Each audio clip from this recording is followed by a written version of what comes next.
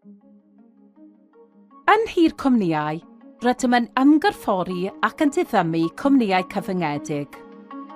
Rydym yn cofrestru gwybodaeth y cwmni a sicrhau ei fod ar gael i'r cyhoedd. Rydym yma i gefnogi economi'r Deyrnas Unedig a'i gwneud hi'n gyflym ac yn hawdd i gwmnïau gydymffurfio eu cyfrifoldebau, cadw eu gwybodaeth yn gyfredol a rhedeg eu busnesau'n dda. Mae'r ddeddf droseddau economaidd a tryloyw corfforaethol wedi rhoi'r pŵer i ni chwarae rhan fwy arwyddocaol wrth fynd i'r afael a throseddau o economaidd a chefnogi twf economaidd. Mae gennym bwerau newydd a gwell ac rydym yn newid y ffordd rydym yn gweithio. Wrth i ni ddod yn borthgeidwad mwy gweithgar o greadigaeth cwmni, rydym am sicrhau nad yw ein gwybodaeth yn creu argraff ffug neu gamarweiniol i'r cyhoedd.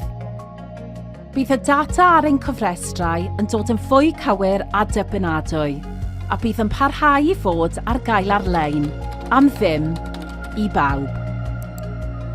Bydd gwiriad hunaniaeth yn helpu atal y rhai sydd am ddefnyddio cwmnïau at ddibenion anghyfreithlon, ac yn caniatáu i ni sicrhau bod cwmnïau'n pwy maen nhw'n dweud ydyn nhw.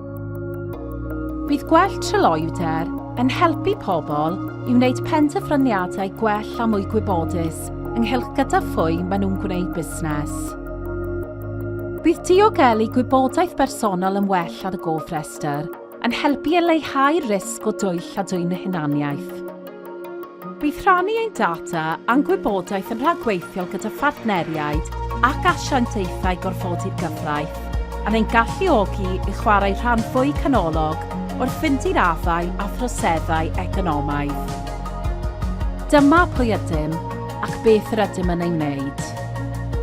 Rydym yn hybu hyder yn yr economi drwy greu amgylchedd busnes, tryloyw ac atebol.